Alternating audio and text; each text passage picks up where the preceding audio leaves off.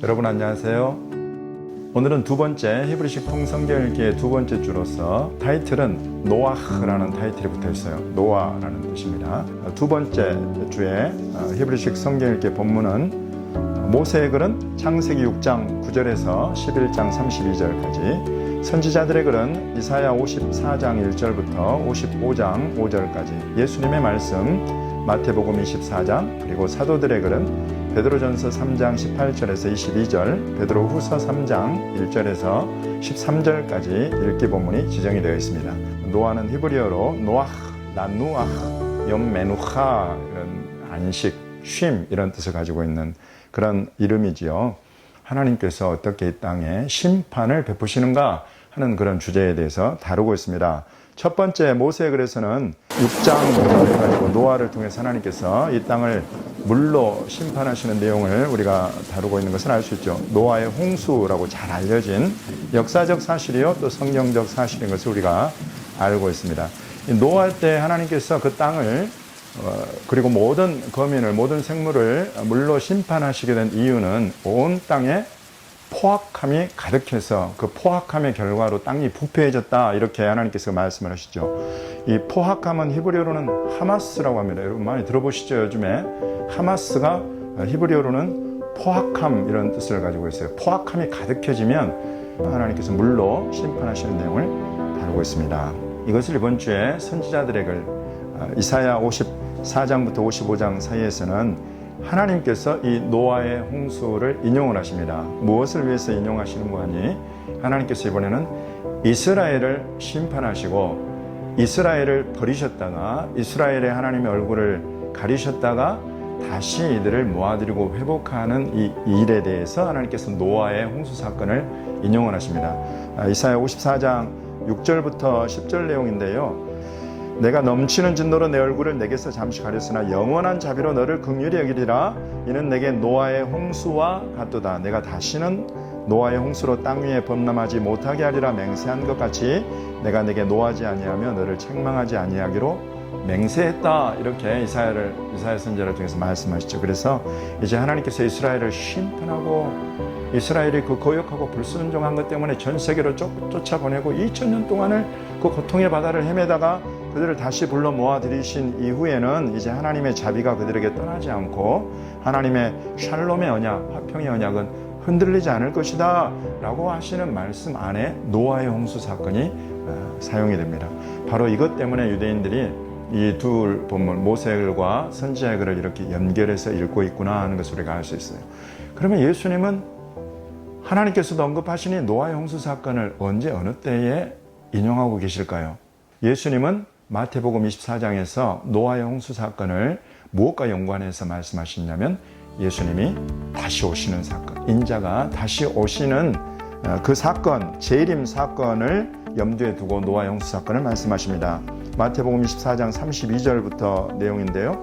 무화과 나무의 비유를 언급하시면서 예수님께서 무화과 나무가 가지가 연해지고 잎사귀를 내면 여름이 가까운 줄을 누구나 다 알지 않느냐, 이렇게 말씀하시면서 이런 일들이 일어나는 것을 보면 너희가 인자가 가까이 곧 문 앞에 이런 줄 알아라, 이렇게 말씀하시죠. 내가 오는 것을 기다리는 너희들이지만은 내가 오는 그 날과 그 시는 아버지밖에 모른다, 이런 말씀하실 때 예수님께서 그날과 그때는 아무도 모르나니 하늘 내 천사들도 아들도 모르고 오직 아버지만 아시느니라. 노아의 때와 같이 인자의 임함도 그러하리라, 이렇게 말씀하시면서 홍수 전에 노아가 방주에 들어가던 날까지 사람들이 먹고 마시고 장가들고 시집가고 있으면서 홍수가 나서 그들을 다 멸하기까지 깨닫지 못했다. 인자의 임함도 이와 같을 것이다, 이렇게 말씀하시면서 노아의 홍수를 인용하고 계시죠. 그러면서 예수님께서 자기를 따르고 자기를 기다리는 신부와 같은 사람들에게는 노아의 때를 기억하고 그 노아 홍수로 온 땅이 물로 심판받을 때에도 그 일이 일어나기까지 깨닫지 못해 그것을 기억을 하고 노아와 그 가족들만이 깨어서 준비하고 그것을 그 홍수의 심판을 피했던 것처럼 너희들도 깨어 있어라, 이렇게 말씀하시는 중에 노아의 홍수가 들어갑니다. 그러면 예수님의 이 말씀을 받아서 사도들이 어떻게 교회를 가르쳤을까요? 그 속에 어떻게 노아의 홍수가 나타날까요?